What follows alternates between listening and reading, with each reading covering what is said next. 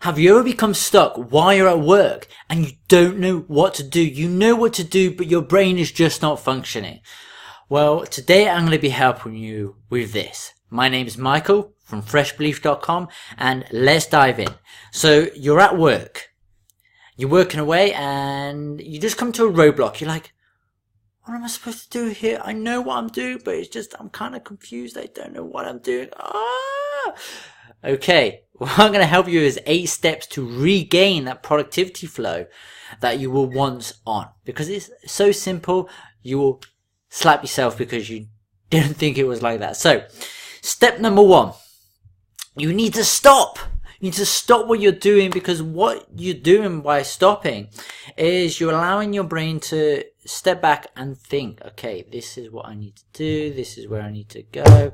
You know, you just get away from it, because if you carry on, you're just going to stay at the same rate you were at before. Now, the second thing, you need to relax. You know, just relax away from it. Do whatever you need. Get away from your desk. Don't think about it, because you're overworking your brain, and by overworking your brain, it's going to hurt you. You know, it's just one of the things. You need a break. Like, generally, if you're working, you should be breaking at least once an hour, because if you're working constantly, you know, it's like you're pushing yourself, and then bang, you'll explode. It's like revving an engine, you know. It's like, if you rev an engine too long, what's going to happen? It's going to explode. Same thing with your brain. If your brain is going on for too long, what's going to happen? It's just going to stop working at maximum efficiency. So having that break, relaxing, will allow you to do that. Now, the next thing is, you need to basically take a step back. You need to be thinking, okay, what do I need to do? You know, take yourself out from what it is that you are doing and think of it, okay, how can I solve this? You know, and on to number 4, question yourself. Question. Okay, so what you want to do is you want to take yourself outside and look at it in from somebody else's perspective. Ask questions about the work.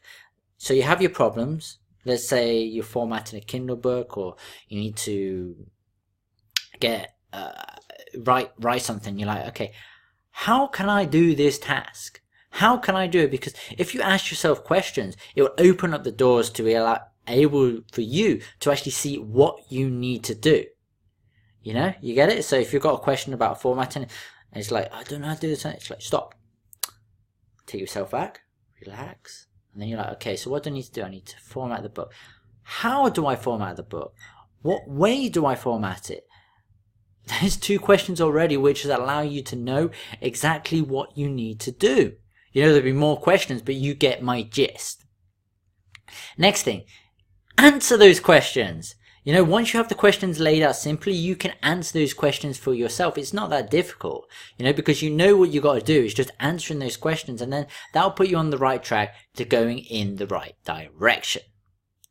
Okay, so that was like kind of 4 and 5 sold. Okay, next is listing. So 6. Okay. I've kind of got my proctor in my hand. Yeah, so number 6. You need to basically list the tasks. Now, when you list the task, what it allows you to do is see exactly what you need to do from A to Z. You know, you say, okay, I do this step, and then this step, and then this step, and then this step. And that will allow you to be able to go from A to Z to allow you to be able to go in one direction. It's like when you're sailing a boat. If you don't know which way you're going, you're just going to go off into the Atlantic Ocean. But if you have a way, you know, how to get from A to Z, you'll have a defined direction to go into. Now, there's 2 tools I like to use. I like to use Evernote, and I like to use Todoist. Now, I use Evernote to basically list out the tasks I do here, like the current tasks, and then what I have to do next, and then the tasks after that. So something that I would do is, like, in the first section, I would have, okay, let's say I'm proofreading the book. So it's proofreading to be done. Then it's, okay, after they've done it, it comes back to me. I check the proofreader's work, and then I send the book onto the formatter. So that is done in one flow. I check the proofreader's work and then send it onto the formatter. The reason why it's in sections is I have to wait for people to do their work.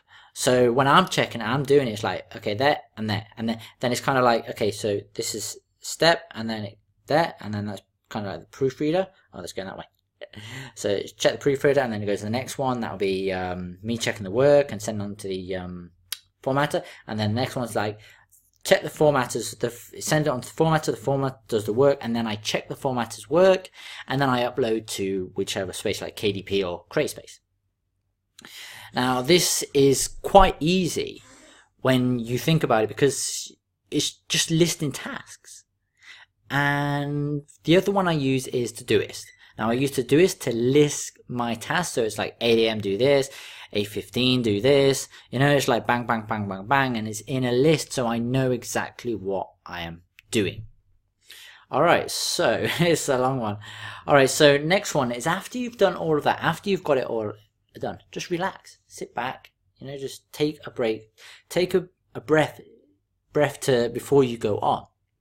Because if you take that list and you go straight back into it, you know, it can have you confused again.